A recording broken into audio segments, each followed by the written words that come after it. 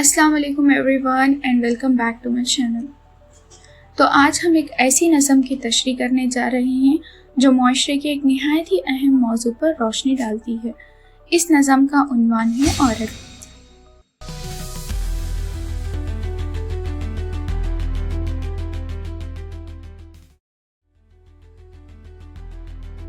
تو یہاں پر نظم کو شروع کرنے سے پہلے ایک شعر دیا گیا ہے جو کہ علامہ اقبال کا ہے۔ وجود زن سے ہے تصویر کائنات میں رنگ، اسی کے ساز سے ہے زندگی کا سوز دروں۔ یعنی عورت ہی وہ ہستی ہے جس کی وجہ سے دنیا میں خوبصورتی، محبت اور زندگی کی رونق قائم ہے۔ ذرا سوچئے، جس عورت کو ہم ماں، بہن، بیٹی اور بیوی کی صورت میں دیکھتے ہیں، کیا اسے ہمیشہ وہ عزت اور مقام ملا جس کی وہ حقدار تھی؟ صدیوں سے ہمارا معاشرہ مردوں کے غلبے والا معاشرہ رہا ہے، جہاں اکثر عورت کو کمزور سمجھا گیا، اس کی صلاحیتوں کو نظر انداز کیا گیا اور اسے اپنی تقدیر کے سہارے جینے پر مجبور کر دیا گیا۔ لیکن کیا واقعی عورت کمزور ہے؟ ہرگز نہیں۔ عورت کے اندر بے شمار صلاحیتیں، ہمت، حوصلہ اور عزم پوشیدہ ہوتے ہیں۔ جب وہ اپنی طاقت کو پہچان لیتی ہے تو بڑے بڑے ظلم اور ناانصافیاں بھی اس کے سامنے ٹھہر نہیں پاتی۔ آج کی نظم میں شاعر نے ایسی ہی ایک عورت کا تصور پیش کیا ہے جو اپنی محرومیوں اور مجبوریوں پر آنسو بہاتی رہی، لیکن پھر اس کے دل میں بیداری، حوصلے اور انقلاب کی ایسی لہر پیدا ہوتی ہے کہ ظلم و جبر کی مضبوط دیواریں بھی لرزنے لگتی ہے۔ آئیے اب اس فکر انگیز اور دل کو چھو لینے والی نظم کی تشریح شروع کرتے ہیں اور جانتے ہیں کہ شاعر عورت کے بارے میں کیا پیغام دینا چاہتا ہے۔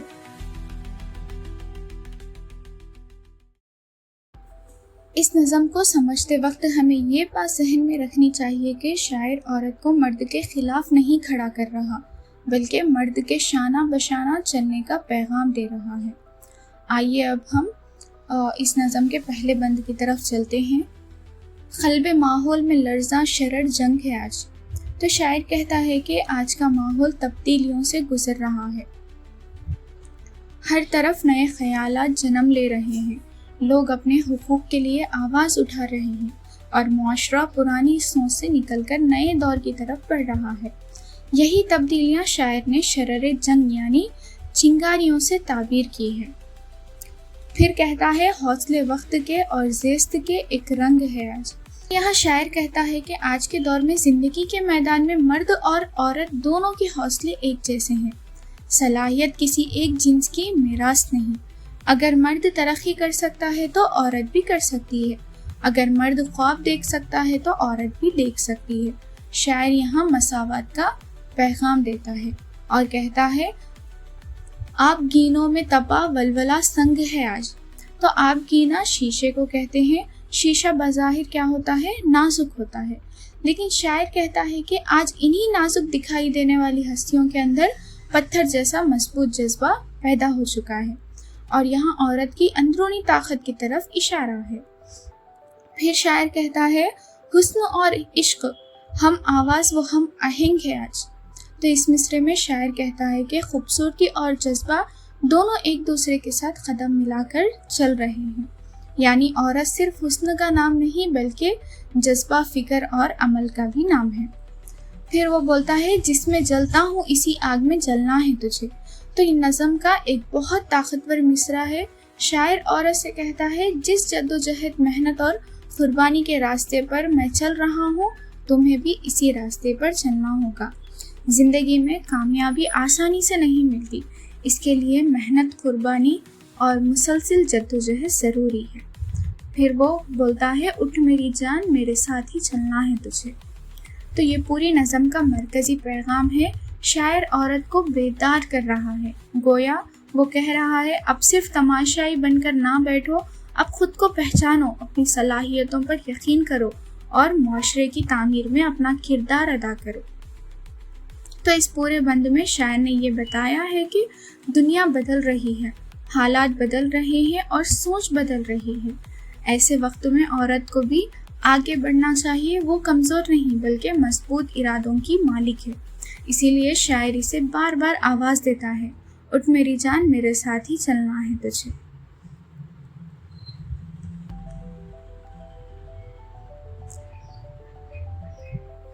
پھر دوسرے بند میں شاعر کہتا ہے، تیرے قدموں میں ہے فردوس تمدن کی بہار۔ تو یہاں فردوس کا مطلب ہے جنت۔ تو شاعر عورت سے کہتا ہے، تمہارے قدموں میں جنت کی بہار ہے۔ اس کا مطلب یہ نہیں کہ واقعی جنت عورت کے قدموں میں ہے، بلکہ شاعر عورت کی اہمیت بیان کر رہا ہے۔ آپ لوگ سوچئے، ایک ماں نئی نسل کی تربیت کرتی ہے، ایک بہن گھر میں محبت پیدا کرتی ہے، ایک بیٹی خاندان کی خوشیوں کا سبب بنتی ہے۔ اسی لیے شاعر کہتا ہے کہ عورت معاشرے کی خوبصورتی اور ترقی کا اہم ستون ہے۔ پھر شاعر کہتا ہے، تیری نظروں پہ ہے تہذیب و ترقی کا مدار۔ تو اس مصرعے میں شاعر عورت کو تہذیب اور ترقی کا محافظ قرار دیتا ہے۔ بچے سب سے پہلے اپنی ماں سے سیکھتے ہیں۔ ان کی زبان، اخلاق، آداب اور رویے پر ماں کا بہت گہرا اثر ہوتا ہے۔ اگر عورت تعلیم یافتہ اور باشعور ہوگی تو پورا معاشرہ ترقی کرے گا۔ اسی لیے شاعر کہتا ہے کہ تہذیب و ترقی کا انحصار بھی عورت پر ہی ہے۔ آغوش گہوارۂ نفس و کردار۔ تو یہاں گہوارہ جھولے کو کہتے ہیں۔ تو شاعر کہتا ہے کہ عورت کی گود وہ جھولا ہے جہاں انسان کی شخصیت پروان چڑھتی ہے۔ ایک بچہ جب پیدا ہوتا ہے تو سب سے پہلے اپنی ماں کی آغوش میں پرورش پاتا ہے، وہیں سے اس کے اخلاق، عادات اور کردار کی بنیاد رکھی جاتی ہے۔ اسی لیے شاعر عورت کے کردار کو بہت بلند مقام دیتا ہے اور کہتا ہے، تابع کے گرد تیرے وہم و تعین کا حصار۔ تو یہ نظم کے اہم ترین اشعار میں سے ایک ہے، تابع یعنی توا، ٹھیک ہے۔ تو شاعر کہتا ہے کہ معاشرے نے عورت کی دنیا کو صرف باورچی خانے تک محدود سمجھ لیا ہے۔ گویا لوگوں نے فیصلہ کر لیا کہ عورت کی زندگی صرف کھانا پکانے اور گھر کے کاموں تک محدود ہے۔ لیکن شاعر گھر کے کام کی اہمیت کم نہیں کر رہا، وہ صرف یہ کہہ رہا ہے کہ عورت کی صلاحیتیں اس سے کہیں زیادہ وسیع ہے، یعنی کہ بلند ہے۔ اگر وہ چاہے تو تعلیم، سائنس، ادب، طب، کاروبار اور ہر میدان میں کامیابی حاصل کر سکتی ہے۔ اور شاعر کہتا ہے، کوند کر مجلس خلوت سے نکلنا ہے تجھے۔ تو کوند کا مطلب بجلی کی چمک کی طرح نکلنا، تو مجلس خلوت یعنی تنہائی کی دنیا۔ تو شاعر عورت سے کہتا ہے، اب صرف خاموشی اور تنہائی میں رہنے کا وقت ختم ہو چکا ہے، اب تمہیں اپنی صلاحیتیں دنیا کے سامنے لانی ہیں۔ جیسے بجلی اچانک چمکتی ہے اور ہر طرف روشنی پھیلا دیتی ہے، ویسے ہی تمہیں بھی اپنی وجود کا احساس دلانا ہے۔ پھر شاعر بولتا ہے، اٹھ میری جان میرے ساتھ ہی چلنا ہے تجھے۔ تو یہاں شاعر دوبارہ اپنا مرکزی پیغام دہراتا ہے، وہ عورت کو مسلسل حوصلہ دے رہا ہے۔ گویا وہ کہتا ہے، اپنی طاقت پہچانو، اپنی صلاحیتوں پر یقین کرو اور ترقی کے سفر میں شامل ہو جاؤ۔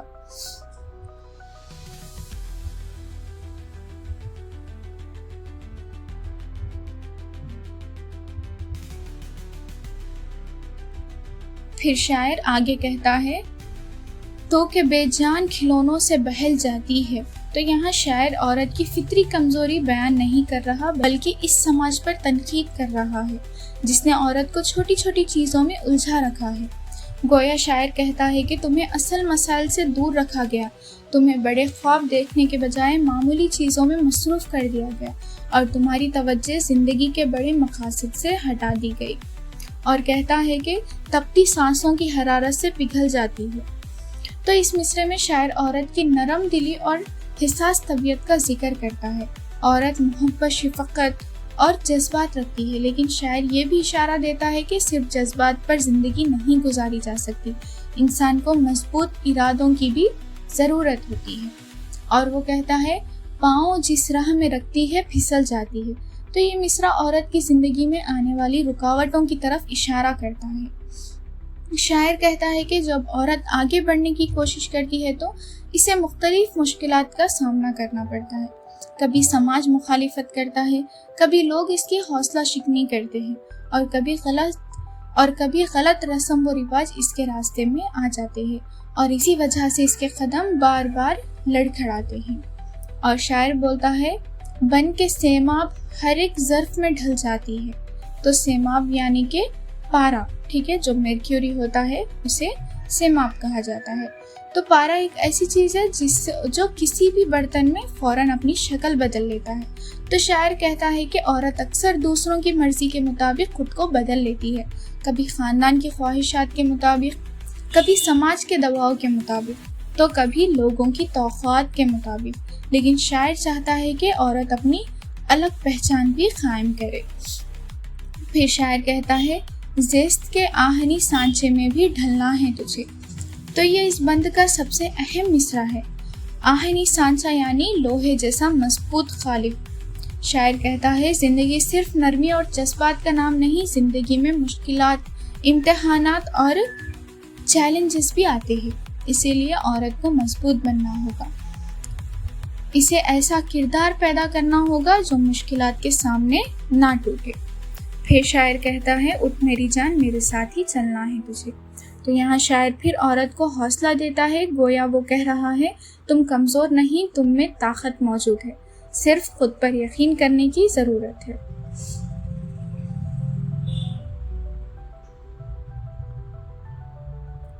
اب شاعر عورت کی زندگی کے تلخ حقائق بیان کرتا ہے۔ وہ دکھاتا ہے کہ کس طرح معاشرہ عورت کی راہ میں مشکلات کھڑی کرتا ہے۔ گوشہ گوشہ میں سلگتی ہے چتا تیرے لیے۔ تو چتا آگ کو کہتے ہیں۔ شاعر مبالغے کے انداز میں کہتا ہے کہ عورت کے لیے ہر طرف مشکلات موجود ہے، زندگی کے مختلف مرحلوں میں اسے امتحانات کا سامنا کرنا پڑتا ہے۔ اور پھر کہتا ہے فرض کا بھیس بدلتی ہے خزاں تیرے لیے۔ تو یہ ایک بہت گہرا مصرع ہے، یعنی بعض اوقات سماج عورت پر ایسی پابندیاں لگاتا ہے جنہیں فرض کا نام دے دیا جاتا ہے، حالانکہ وہ پابندیاں اس کی ترقی کو روک رہی ہوتی ہے، اور شاعر اسی رویے پر تنقید کرتا ہے۔ پھر کہتا ہے قہر ہے تیری ہر ایک نرم ادا تیرے لیے۔ تو شاعر کہتا ہے بعض اوقات عورت کی نرمی اور سادگی کا بھی غلط فائدہ اٹھایا جاتا ہے، لوگ اس کی اچھائی کو کمزوری سمجھ لیتے ہیں، اور یہی وجہ ہے کہ شاعر عورت کو خود اعتمادی اختیار کرنے کا مشورہ دیتا ہے اور کہتا ہے زہر ہی زہر ہے دنیا کی ہوا تیرے لیے۔ تو یہ مصرع عورت کو درپیش مشکلات کی شدت کو ظاہر کرتا ہے۔ شاعر کا مقصد مایوس کرنا نہیں بلکہ حقیقت دکھانا ہے۔ وہ چاہتا ہے کہ عورت ان مشکلات کو پہچانے اور ان کا مقابلہ کرے۔ پھر شاعر کہتا ہے رت بدل ڈال اگر پھولنا پھلنا ہے تجھے۔ تو یہ پورے بند کا مرکزی پیغام ہے۔ رت یعنی موسم۔ تو شاعر کہتا ہے اگر تم ترقی کرنا چاہتی ہو تو حالات بدلنے ہوں گے، صرف شکایت کرنے سے کچھ نہیں ہوگا، تعلیم حاصل کرنی ہوگی، اعتماد پیدا کرنا ہوگا، اپنی صلاحیتوں پر یقین کرنا ہوگا، تبھی کامیابی حاصل ہوگی۔ پھر شاعر کہتا ہے اٹھ میری جان میرے ساتھ ہی چلنا ہے تجھے۔ تو شاعر ایک بار پھر عورت کو بیدار ہونے اور آگے بڑھنے کا پیغام دیتا ہے۔ پھر شاعر کہتا ہے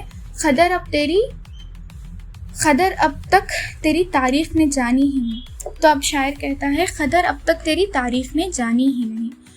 تو اس مصرعے میں شاعر ایک تلخ حقیقت بیان کرتا ہے۔ وہ کہتا ہے کہ تاریخ نے ہمیشہ عورت کی قربانیوں، خدمات اور صلاحیتوں کو وہ مقام نہیں دیا جس کی وہ حقدار تھی۔ تاریخی کتابوں میں اکثر بادشاہ اور حکمران کا ذکر ملتا ہے، لیکن بے شمار ایسی عورتیں بھی گزری ہیں جنہوں نے عظیم کارنامے انجام دیے، مگر ان کا ذکر کم کیا گیا۔ شاعر اسی ناانصافی کی طرف اشارہ کرتا ہے اور کہتا ہے تجھ میں شعلے بھی ہے بس اشک فشانی ہی نہیں۔ تو اشک فشانی کا مطلب آنسو بہانا ہے۔ تو شاعر کہتا ہے عورت صرف رونے دھونے کا نام نہیں، اس کے اندر بہت ہمت بھی ہے، حوصلہ بھی ہے، قوت ارادی بھی ہے اور عزم بھی ہے اور جذبہ بھی ہے۔ تو گویا شاعر عورت کی شخصیت کا وہ رخ دکھاتا ہے جسے اکثر نظر انداز کر دیا جاتا ہے۔ پھر شاعر کہتا ہے تو حقیقت بھی ہے دلچسپ کہانی ہی نہیں۔ یعنی بعض لوگ عورت کو صرف کہانیوں، شاعری یا خوبصورتی کے موضوع کے طور پر دیکھتے ہیں، لیکن شاعر کہتا ہے کہ عورت کوئی خیالی کردار نہیں، وہ ایک حقیقی انسان ہے۔ اس کے خواب ہے، اس کی خواہشات ہے، اس کی جدوجہد ہے اور اس کی اپنی ایک شناخت بھی ہے۔ پھر شاعر کہتا ہے تیری ہستی بھی ایک چیز جوانی ہی نہیں۔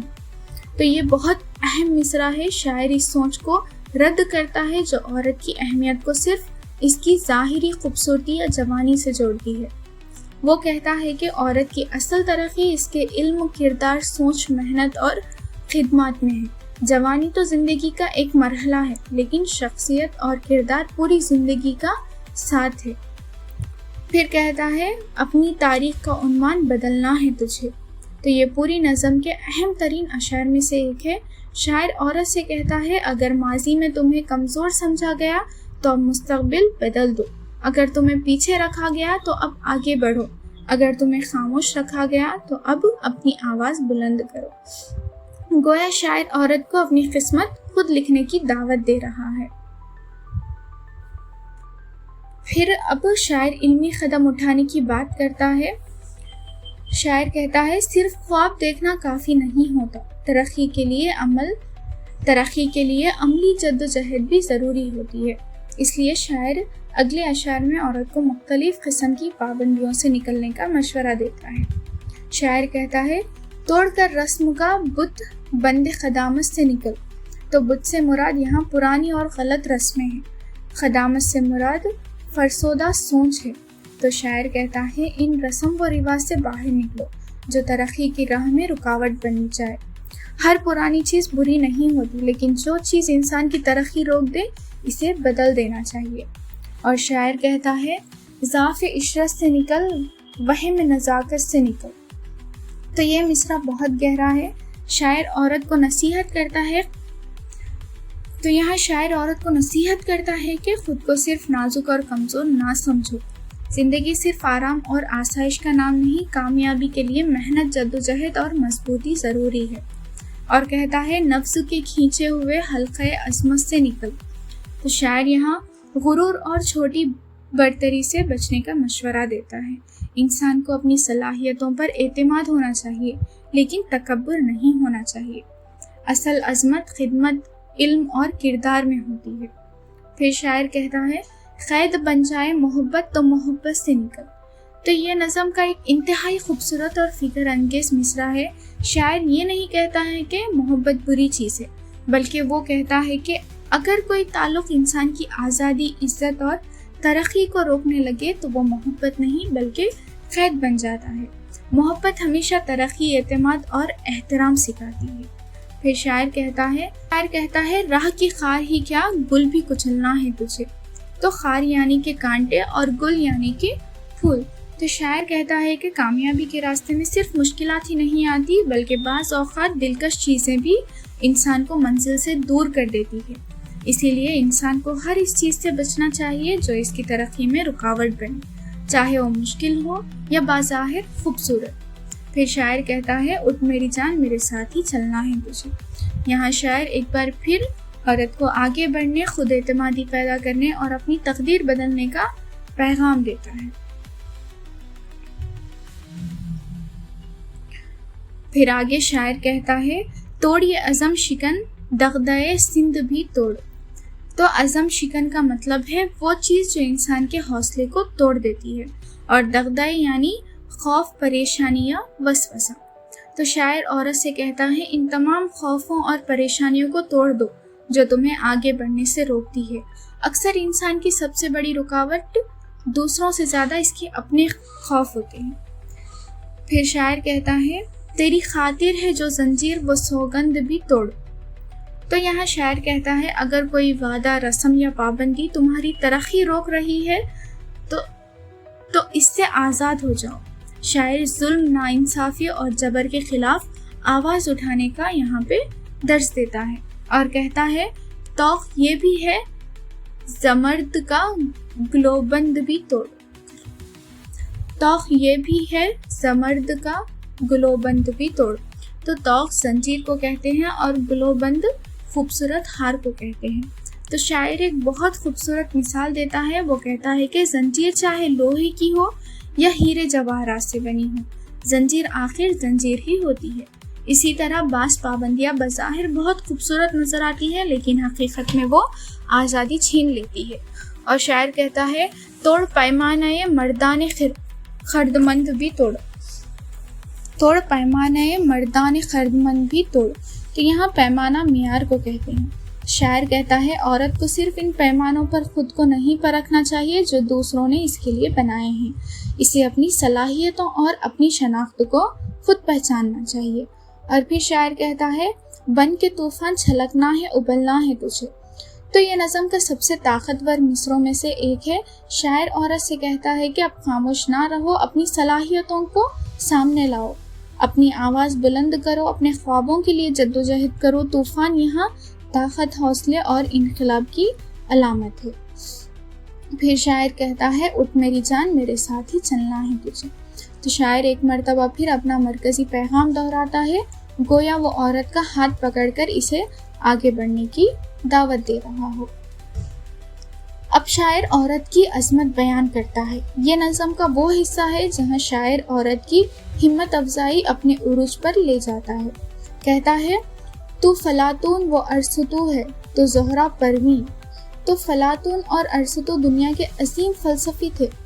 شاعر ان کا ذکر کر کے کہنا چاہتا ہے کہ ذہانت، حکمت اور علم صرف مردوں کی میراث نہیں، عورت بھی علم و دانش میں بلند مقام حاصل کر سکتی ہے۔ اسی طرح زہرہ پروین کا ذکر عورت کی ذہنی اور فکری صلاحیتوں کی علامت ہے۔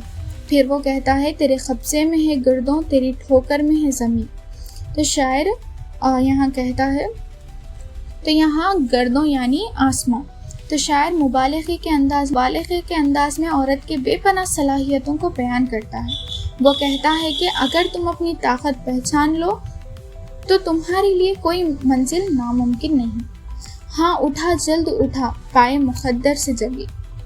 پھر پائے مقدر سے جبی اٹھانے کا مطلب ہے قسمت کا رونا چھوڑ دینا۔ تو شاعر کہتا ہے اپنی بے بسی کا رونا مت رو، اپنی قسمت کو الزام مت دو، بلکہ خود محنت کرو اور اپنی منزل حاصل کرو۔ پھر شاعر کہتا ہے میں بھی رکنے کا نہیں، وقت بھی رکنے کا نہیں۔ تو یہ مصرع صرف عورت کے لیے نہیں بلکہ ہر انسان کے لیے سبق ہے۔ وقت ہمیشہ آگے بڑھتے رہتا ہے۔ جو لوگ وقت کے ساتھ چلتے ہیں وہ کامیاب ہو جاتے ہیں، اور جو صرف بہانے بناتے رہتے ہیں وہ پیچھے رہ جاتے ہیں۔ پھر شاعر کہتا ہے لڑکھڑائے گی کہاں تک کہ سنبھلنا ہے تجھے۔ تو یہ نظم کا آخری اور نہایت ہی مؤثر مصرع ہے۔ شاعر عورت سے کہتا ہے کتنی دیر تک تم دوسروں کے سہارے رہو گی، کتنی دیر تک خود کو کمزور سمجھو گی۔ اب وقت آ گیا ہے، تم خود کو سنبھالو، اپنی طاقت پہچانو اور آگے بڑھو۔ اور شاعر پھر کہتا ہے اٹھ میری جان میرے ساتھ ہی چلنا ہے تجھے۔ اور اسی مصرعے پر پوری نظم ختم ہوتی ہے۔ یہ صرف ایک جملہ نہیں بلکہ پوری نظم کا پیغام ہے، بیداری کا پیغام، خود اعتمادی کا پیغام، برابری کا پیغام اور ترقی کا پیغام۔ تو اسی طرح اس نظم میں شاعر نے عورت کو اس کی اہمیت، عظمت اور صلاحیتوں کا احساس دلایا ہے۔ شاعر عورت کو سماجی پابندیوں، احساس کمتری اور بے بسی سے نکل کر تعلیم، خود اعتمادی اور ترقی کی راہ پر چلنے کا پیغام دیتا ہے، تاکہ وہ معاشرے کی ترقی میں مردوں کے ساتھ برابر کا کردار ادا کر سکے۔ یہ صرف عورتوں کے لیے نظم نہیں بلکہ ہر اس انسان کے لیے پیغام ہے جو اپنی زندگی میں آگے بڑھنا چاہتا ہے۔ شاعر ہمیں سکھاتا ہے کہ خوف کو شکست دو، اپنی صلاحیتوں پر یقین رکھو، وقت کے ساتھ آگے بڑھو اور اپنی تقدیر خود لکھو۔ اسی لیے شاعر پوری نظم میں بار بار پکار کر کہتا ہے اٹھ میری جان میرے ساتھ ہی چلنا ہے تجھے۔